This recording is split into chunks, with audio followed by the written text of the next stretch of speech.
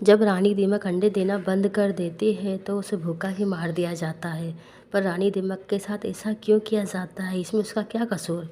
इसकी वजह सुनने के बाद आप पूरी तरह से चौंक जाएंगे। तो दरअसल होता कुछ ऐसा है कि दीमक के समूह में एक रानी होती जो सभी दीमकों की माँ होती है। ये रानी अलग से राउंड शेप के कमरे में रहती है। दिखने में ये रानी लंबी मोटी और भद्दी होती है।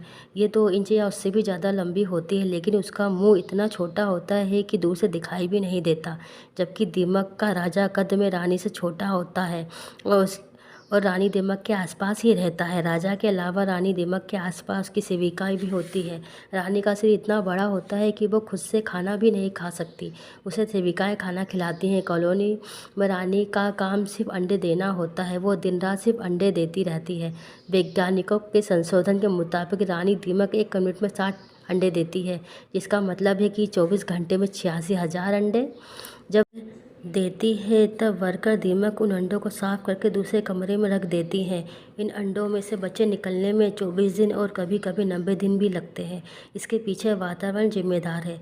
अगर ज़्यादा गर्मी हो तो बच्चे को बाहर आने में ज़्यादा समय लग जाता है। इन बच्चों को निम्बस कहा जाता है।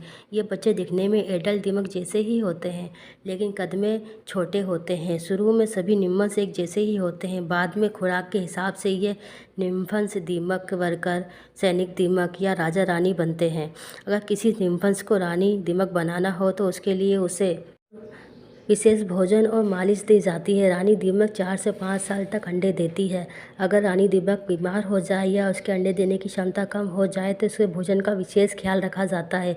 किंतु जैसे ही रानी दीमक अंडे देने का काम बंद कर देती है, वर्कर रानी दीमक को खाना देना बंद कर देते हैं और रानी दीमक को भूखा मार दिया जाता है। मरी हुई रानी दीमक के शरीर को दूसरी दीमक चाटने लगती हैं और उनके मुंह के अंदर इतना स्ट्रॉन्ग पदार्थ होता है कि इससे रानी का शरीर खत्म हो जाता है। फिर होती है एक नई रानी की पसंदगी की प्रक्रिया। फिर कॉलोनी में से किसी दीमक को चुनकर उसे विशेष खुराक और मालिश देकर नई रानी बनाया जाता है।